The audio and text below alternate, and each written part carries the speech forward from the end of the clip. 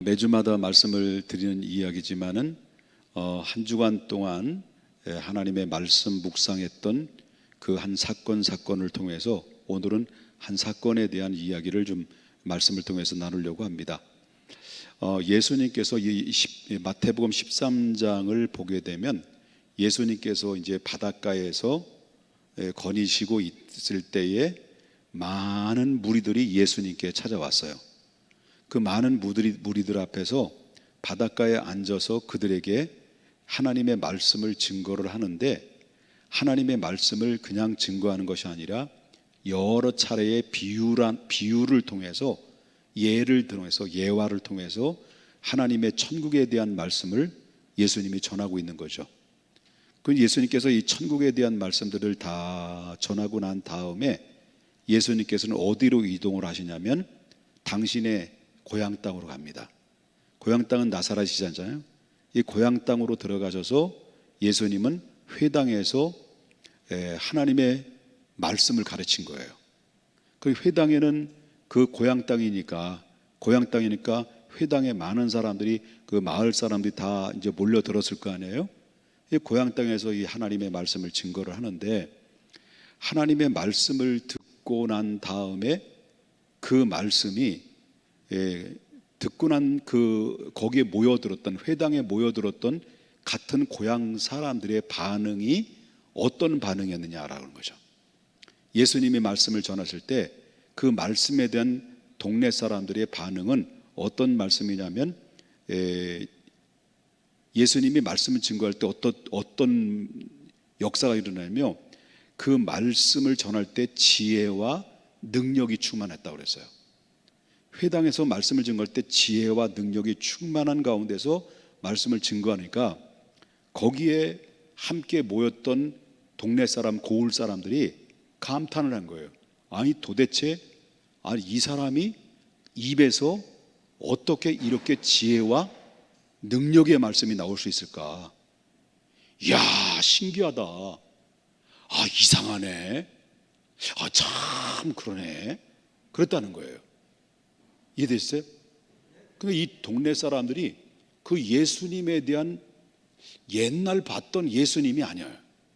옛날에 어린 시절에 보았던 예수님이 아니라, 그 예수님이 자기 고향 땅에 오래간만에 오셔서 회당에 들어와서 말씀을 증거하는데 지혜와 능력이 나타나는 거예요. 그러니까 이 회당, 이 지회, 지역 주변 사람들이 그 반응을 나타나는데, 이런 능력이 도대체 어디서 나왔을까라고 하는 이 반응을 보면서 동시에 깜짝 놀란 거죠.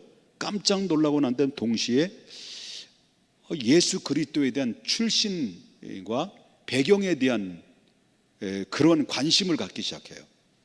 그 출신과 배경에 대한 관심을 갖기 시작하는데, 여기서 이제 55절부터 56절에 나오는 말씀이에요. 그 56절을 보십시다. 뭐라고 얘기해? 그들이 반응이 어떤 반응인지. 자, 55절부터. 자, 첫째는 누구라고 얘기해? 예수님을 향해서 목수의 아들이 아니냐, 목수의 아들이 아니냐. 그 다음에 그의 어머니는 누구라고 또 얘기해요? 마리아가 아니냐. 그러면 예수님이 아버지 없이 성령을 통해서 잉태돼서 동정녀 마리아를 통해서 출생했잖아요. 그죠? 그러면 다른 분을 통해서 출생했나? 아니죠. 예수님의 출생은 성령으로 잉태해서 동정녀 마리아에게 잉태해서 낳으신 분이 예수님이잖아요. 그리고 예수님이 그렇게 나셨고 첫째 아들이 되셨고, 그 이후에 아버지 요셉과 마리아를 통해서 낳은 동생들이 남동생만 4명이었어요. 여기 나오는 말씀을 소개해두고 있는 말씀은 야고보, 요셉, 시몬, 유다. 야고보, 요셉, 시몬, 유다, 그 밑에 동생이 쭈르륵 남동생을 낳은 거예요. 누굴 통해서? 아버지 요셉과 마리아를 통해서 동생들이 4명이 쭈르륵 낳은 거예요. 예수님 어떻게 낳았다고? 성령으로 동정녀 마리아 잉태해서 나셨지만은 그 밑에는 정상적으로, 그럼 예수님 비정상적인 건 아니에요. 오해하지 마세요. 정상적으로 아버지와 어머니 마리아를 통해서 4명이 쭈르 난 거예요. 그리고 그 밖에 4명 남자들만, 남동생만 난 것이 아니라 그 누이 동생들도, 그냥 말하자면 여동생들이죠. 여동생들도 난 거예요. 그렇게 나왔는데, 자, 동네 사람들이 예수님을 알을까요, 모를까요? 예수님을 아실까요, 모르실까요? 알지. 다 안단 말이에요. 제가 어렸을 때 저는 평택이 고향이에요. 평택이 고향인데, 우리 어린 시절에는 동네가 그렇게 크지를 않아요. 외딴터라고, 외딴터. 그래서 고작 살아봐야 몇 가정 사냐면, 이게 떠듬떠듬 이제 100m씩, 뭐 200m씩 이렇게 떠듬떠듬 하니까 전부 마을 사람들, 마을 집에 모이게 되면 그저 뭐 한 20가구, 여기 저 이옥선 권사님도 계시네. 유일하게 계신 한 분 계시네요. 20가구 정도, 30가구 정도, 고작 그거밖에 안 됐어요. 그것도 많지. 그러니까 저희 가정은 동네 사람들이 알까요, 모를까요? 알죠.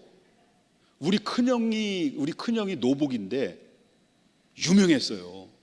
동네 사람들이 노복 그러면 가출, 단골 메뉴 가출. 집에 들어오지도 않아. 이미 10대 때 우리 노복이 형님은 가출을 했어요. 그리고 동네 개구쟁이 애들을 많이 때려서 부모의 마음을, 가슴을 핥힌 사람, 그 이름이 알려진 사람이 누구냐면 노복이의 막내 동생 옥복이. 남의 집 딸기밭 나기도 전에 싹 훑어서 이 배고픔을 채우는 그 주인공 노복이 막내 동생. 이렇게 동네 사람들이 노복이 막내 동생 그러면 다 알았어요. 그리고 그 동네 아이들을 너무 많이 때려서, 그래서 그 동네 그 단골로 우리 집에 오시는 어르신이 계시는데, 바로 지금도 살아 생존해 계시는데요. 지금 우리 교회에서 200m 정도 떨어지셨어요. 떨어지면 살고 계셔요. 생존해 계셔요. 그러니까 동네 사람들이 이 정체, 나의 정체에 대해 다 알고 있는 거지. 그래 다 속속히 아는 거예요. 그러면 그때 예수님의 고향 땅은 바로 특별시에 사셨을까요? 아니면 직할시에 사셨을까요? 아니면 어디서 사셨을까요? 똑같아요. 제 고향, 어린 시절의 고향 땅처럼 예수님의 고향 땅도 사람들이 많이 살지 않는 작은 고을에 불과했는데 예수님에 대해 잘 알고 있지. 그러니까 예수님에 대해 너무나도 잘 알고 있으니까 한편으로는 깜짝 놀란 거예요. 모처럼 만에 와서 회당에 들어와서 하나님의 말씀을 증거하는데 옛날에 봤던 그 예수님이 아니야. 입에서 나오는 말씀이 권세가 있고 지혜가 있고 능력이 있는 말이 그 입에서 쏟아내는데 사람을 압도하는 거예요. 또 한편으로 볼 때는 어린 시절에 모든 것을 아시는 거예요, 동네 사람들이. 그러니까 이 사람들이 하는 얘기가 뭡니까? 한 가지, 한마디로 편견이 되죠. 편견에 대한 관심. 그러니까 바로 뭐냐면 이 예수님의 탄생했었던 어린 시절과 그 배경에 대한 관심이 그에게 집중되다 보니까 어떻습니까? 결국은 이분이, 이 사람이 목수의 아들 아니냐, 이 사람 어머니가 여기 계시는데 마리아가 아니냐, 그 동생 쭈르르 있는데 야고보, 뭐 또 이 요셉, 그 다음에 또 시몬, 유다, 여기 다 여기 같이 사는 사람들 아니냐.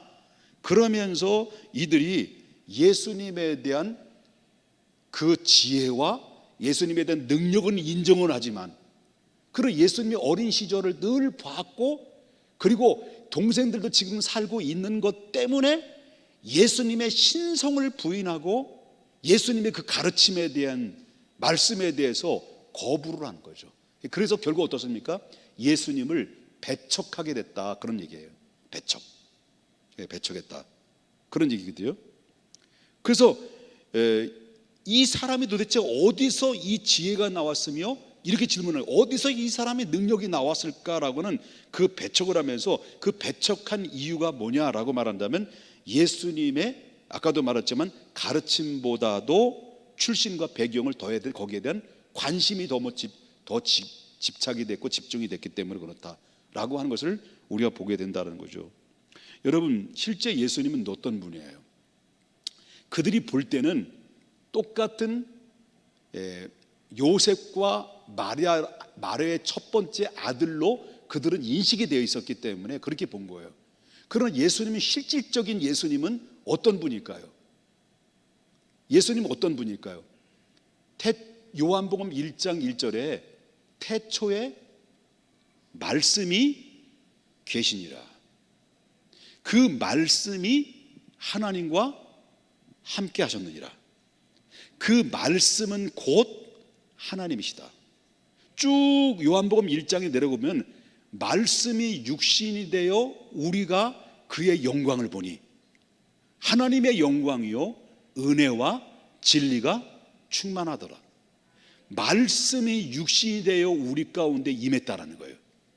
그럼 이미 태초부터 계셨던 그 말씀이 육신이 되어 우리 가운데 임했다라는 그 말씀이 육신으로 오신 분이 누구를 얘기하는 거예요? 요한은 예수 그리스도를 얘기하잖아요. 이해되셨습니까? 예수 그리스도는 곧 뭘 의미합니까? 이 땅에 오셔서 인간으로 오셨지만은 어떤 하나님의 큰 목적을 가지고 하나님의 그 큰 목적에 순종하기 위해서 이 땅에 오셨는데, 그 오신 예수님은 원래 어떤 분이냐라고 말할 때 빌립보서 2장에 나오는 말씀, 그는 근본 너희는 곧 이 마음을 품으라 곧 하나님의 마음이니, 그는 근본 하나님의 뭐이시나? 본체이시나? 하나님과 동등된 분이시지만, 하나님과 동일하신 본체이시지만 하나님의 동등됨을 취하지 아니하시고 사람의 종의 몸으로 입어 이 땅에 우리 가운데 거셔서 아버지 하나님의 뜻에 죽기까지 복종하심에, 그 죽기까지 복종하신 그 예수님이 원래는 누구와 동일하신 분이라는 거예요? 하나님과 동일하신 분이라는 거예요.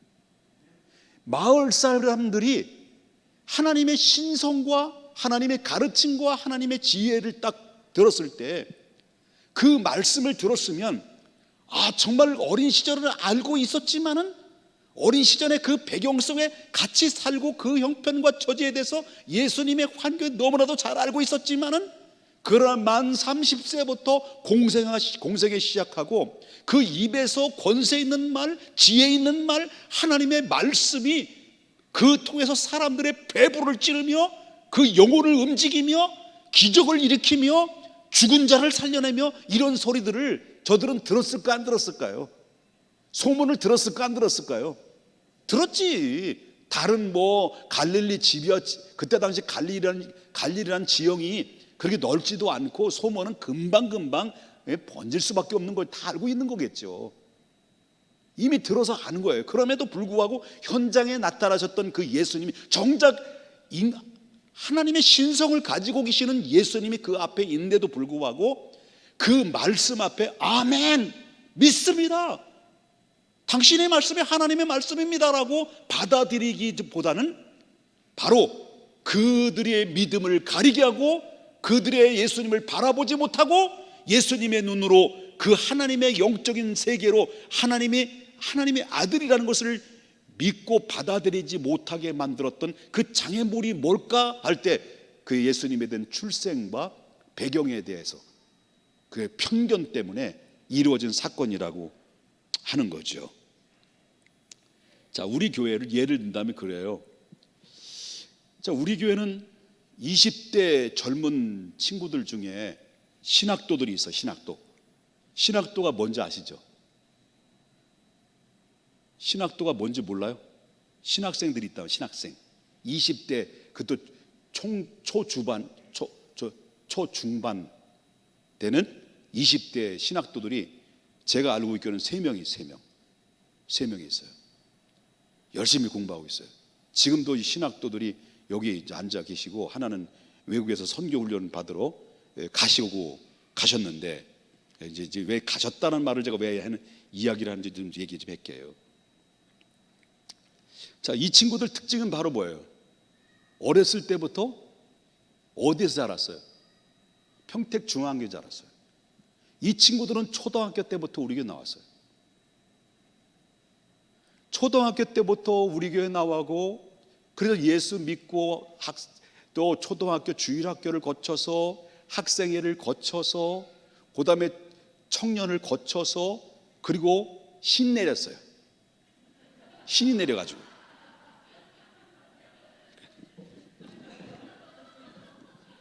신 내렸어요. 그래서 이 무당, 아니 왜 이게 아닌데, 이게 아닌데, 그 신이 내려가지고요. 그래가지고 무당이 되는 거는 귀신을 받은 거 아니에요. 근데 하나님이 여러분 주의 종으로 목회자로 부른 것은 내가 의지로 똑같은 겁니다. 내 의지로 내가 하고 싶다고 해서 가는 게 아니에요. 하나님이 절대적인 소명, 콜링 부르셔야 돼요. 만약에 하나님이 내게 주의 종으로 부르지도 않았는데 내가 자처해서 주의 종이 되겠다라고 하면 반드시 이 사람은 사기꾼이 될 가능성이 높아. 그리고 아니면 타락할 가능성이 높아. 근데 어렸을 때 정말 하나님의 은혜를 알고 하나님의 신이 내려서, 그 신이 어떤 신이에요? 성령이 내려가지고요, 성령의 부름받아서 성령에 감동돼서 내가 하나님의 주의 종으로 부름받았다는 확신이 드는 거예요. 기도하다 보면 또 그렇게 하나님이 몰고 가요. 그래서 신학을 부름받아서 신학을 해서 신학 공부를 했어요. 시간이 되면 전도사가 되잖아요. 시간이 하면 젊은 나이에 이제 강도사가 이제 되잖아요. 그 다음에 이제 목사 안수를 받잖아요. 그래서 빨리 이제 예를 든다면 신학을 들어가게 되면 보편적으로 이제 31살이나 32살 정도 목사 안수를 받아요. 아주 그 신병이죠. 신병이 아니라 신병. 병아리 목사님이라고 그러죠.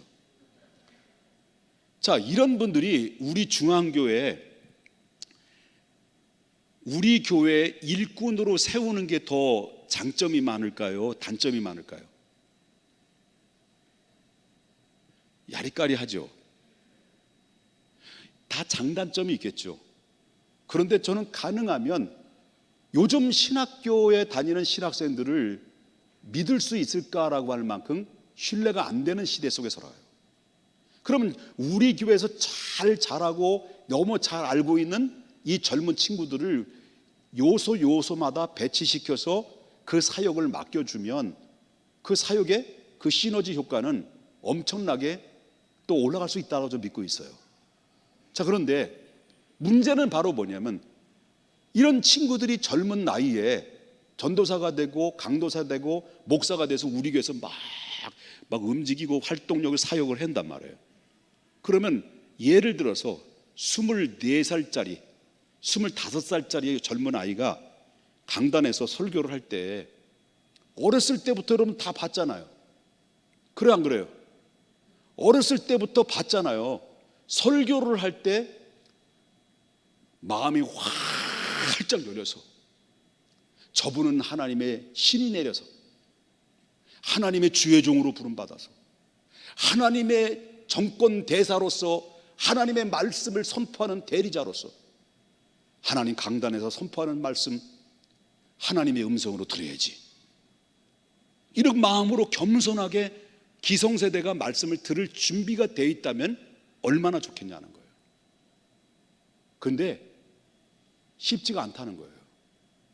이게 딱 쓰자마자 저는 저 친구 아무개 집사님 아들이지, 그 생각이 나고, 저 친구 어렸을 때 찌질이 이런 것들이 이미 선입감이라는 것들이 이미 내 마음속에 깔려 있는 상태 속에서 하나님의 말씀을 전하거나 사역하는 그 현장을 보게 되면 내가 이 사람을 주의 종으로 받아들이고 어리지만 주의 종으로 하나님 앞에 부름받았다는 사실을 인정할 수 있을 만한 준비가 되어 있느냐? 쉽지가 않을 수 있어요. 그런 한 가지 아셔야 됩니다. 똑같은 함정에 빠질 수 있어요. 나사렛 예수님이 그 현장 고향 땅에 오셔서 하나님의 말씀을 가르쳐줬을 때, 하나님의 사역을 했을 때 그 동네 사람들과 우리와는 과연 차별화가 있을까? 다를까? 아니에요. 똑같은 선입감으로 그런 함정으로 빠져들 수가 있다라고 하는 거예요. 그래서 저는 그래요. 우리 사위가 우리 교회 전도사로 있지만 요즘 뭐 세습 그러잖아요. 지금도 계속 얘기하는 거예요. 너 사위, 우리 교회 세습할 생각 아예 하지 마. 우리 딸한테도 그래요. 너도 세습할 생각 하지 마. 나도 세습 뭐 한다고 해서 되는 것도 아니지만 나도 그런 마음 없어. 그러면 뭐 애들이 아쉬워할 줄 알았어요. 장인어른 너무 냉정한 거 아닙니까? 그런데 저도 그럴 생각 없어요. 요따구로 얘기하더라고요. 저도 그럴 생각 없다는 거예요. 지금도 변함없어요. 근데 여러분 보세요. 그런데 얘네들도 지금도 변함없대. 그러면 여러분 이 세습이라는 얘기를 한번 얘기해 보자. 그 세습이라는 이야기가, 그 단어가, 세습이라는 단어가 교회에서 나온 이야기일까요? 세상에서 나온 이야기일까요? 교회에서 나온 용어가 아니야. 절대 오해하지 마십시오. 세상 사람들이 교회를 공격할 때 교회를 향해서 세습이라는 문제를, 용어를 가지고 세상에 딱 터뜨린 거예요. 교회에서 사용되는 세습은 뭐냐면 계승이다라고 해요. 계승. 여러분 제사장이 죽었으면, 대제사장이 죽었잖아요. 죽으면 죽을 때까지 사역하고 끝나면 누가 그 제사장의 임무를 또 계승해요. 승계를 해요. 그 아들이 승계를 하게 되어 있는 게 성경이에요.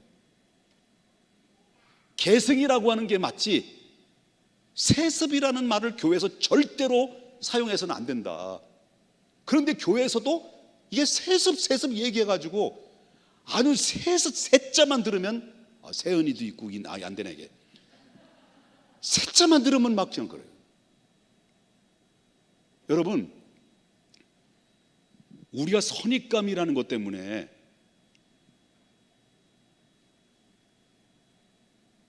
(20대) 친구들이 앞으로 여러분들이 우리 교회 사역자들이 많이 세워질 거예요. 절대로 우리는 이걸 아셔야 됩니다. 아까도 말씀드렸지만 예수님은 하나님의 본체시다.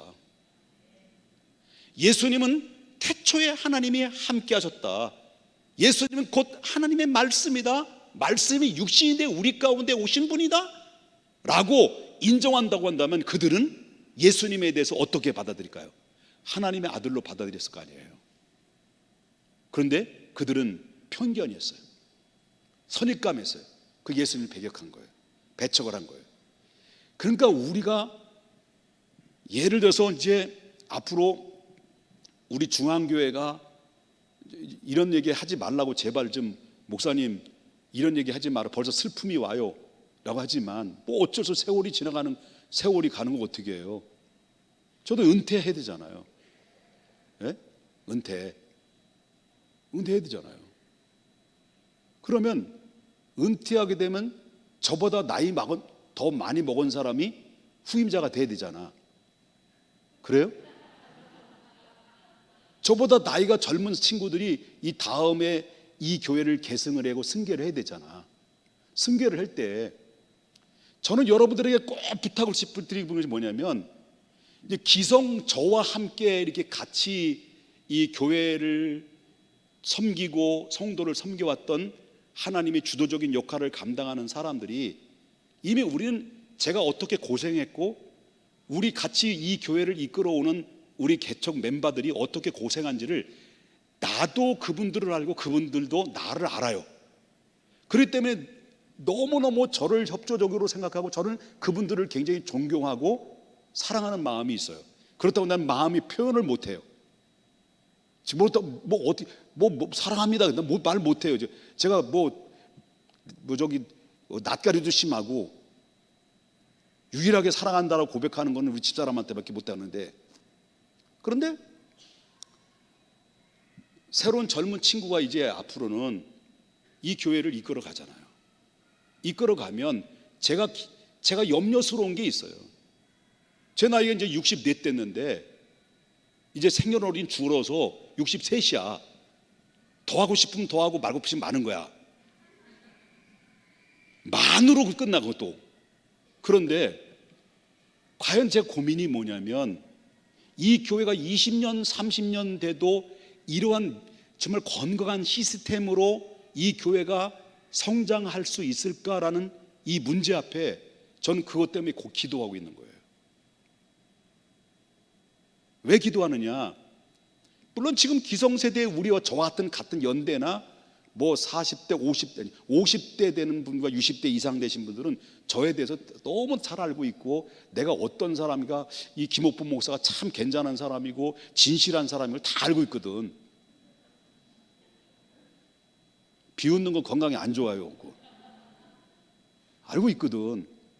그런데 젊은 사람이 대를 이어서 이 교회를 계승하고 이끌어 갈 때 과연 저는 만약에 퇴장한다면 이 남아있는 우리 기존의 믿음의 형제 자매들이 저를 섬겨주고 저의 리더십에 강력하게 호응해주고 따라주고 이끌어줬을 때 그때 협조하고 사랑하고 존경하는 마음을 가지고 이 젊은 사람들을 똑같이 전에 있었던 담임 목사처럼 대해줄 수 있을까? 그게 가장 고민입니다. 그게 가장 고민이에요. 바뀌었지만 그러나 모세가 죽었어요. 저 죽는다는 얘기 아니에요. 모세가 죽고 없어졌어요. 그래서 없어지고 나서 그 다음에 누가 주의 그 이스라엘 백성들을 가나안 땅으로 인도했어요? 여호수아예요. 여호수아의 신분은 어떤 신분이에요? 모세의 몸종이었어요. 거기에 기라성 같은 그 제사장들이나 70명의 장로들이 지도자들이 이 여호수아보다도 엄청난 리더십을 가지고 똑똑하고 그리고 존경받을 수 있을 만한 사람들이 그 안에 우글거렸어. 그런데 모세의 몸종에 불과했던 여호수아를 하나님이 이스라엘 지도자로 세웠을 때 그때 하나님이 이스라엘 지도자로 세운 여호수아를 딱 세웠을 때 이스라엘 백성들이 뭐라고 얘기했습니까? 우리가 당신의 말을 듣겠습니다. 우리가 당신의 말에 순종하겠습니다. 여호수아여, 당신의 말을 이끌린 대로 우리는 가겠습니다. 여호수아를 자기보다 훨씬 뛰어넘을 수 있을 만한 리더십이 있고 어른들이 70명의 어른들이 줄비에 있는 그런 가운데서도 그렇게 덕망스럽고 그렇게 엄청난 그 리더십을 가지고 있는 훌륭한 이스라엘 지도자들이 많은데도 불구하고 몸종에 불과했던 여호수아 말 앞에 하나님이 세웠으니 하나님의 권위를, 당신의 권위를 인정하며 당신의 말이 하나님 말씀처럼 당신의 인도하고 당신이 이끄는 대로 나도 그 길을 따라가겠습니다 라고 순종의 길을 걸어갔을 때 결국 가나안 땅을 밟게 되는 놀라운 기적 같은 일들이 그 안에서 이루어졌다 라고 하는 거예요. 이해되셨습니까? 제가 말씀드린 것은 세월이 지나도 그리고 또한 앞으로 제 후임자가 또 나이가 들어서 또 은퇴하고 또 다른 후임자가 생겨도 계속 교회가 100년이 되고 200년이 돼도 다음 세대가 계속 건강한 믿음의 개성을 유지하려면 바로 우리는 이 마음을 여호수아를 하나님이 세웠으므로 하나님의 세운 종으로 인정합니다 라고 하는 존경과 그리고 겸손한 마음으로 섬김의 자세로 나간다면 여러분 교회도 복이 되고 섬기는 내 자신도 복이 된다 라고 하는 것을 믿으셔야 될 줄 믿습니다. 그러므로 우리가 어렸을 때 자랐던 친구들이 보면 다 장점도 보이고 단점도 보이겠죠. 그러나 아무개 집사 아들 아냐? 겉으로는 전도사님, 전도사님 그렇게 얘기해놓고 속으로는 저 찌질이, 이렇게 할 수 있는 가능성들이 많이 있기 때문에 여러분, 오늘 본문에 고향 땅에 찾아온 예수님을 바라봤던 이 사람들처럼 우리도 그런 시선으로 바라보면 안 된다라는 얘기예요. 좀 공감이 되시면 가만히 계세요. 공감이 되시나요? 어떤 사람이 나이가 어린 사람이든 나이가 많은 사람이든 하나님의 세운 종은 하나님의 종이다. 겸손한 마음을 가지고 우리는 섬기면서 나가야 된다라고 하는 것을 보면서 이제는 이제 정리를 합니다만은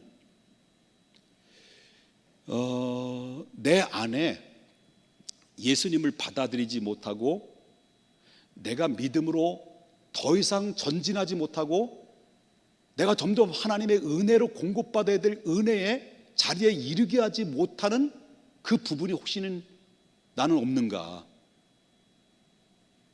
나는 내 안에 예수 그리스도를 받아들이지 못하게 만드는 이 방해꾼이 무언가, 이런 모습들도 한번 돌아봐야 된다라고 하는 것입니다.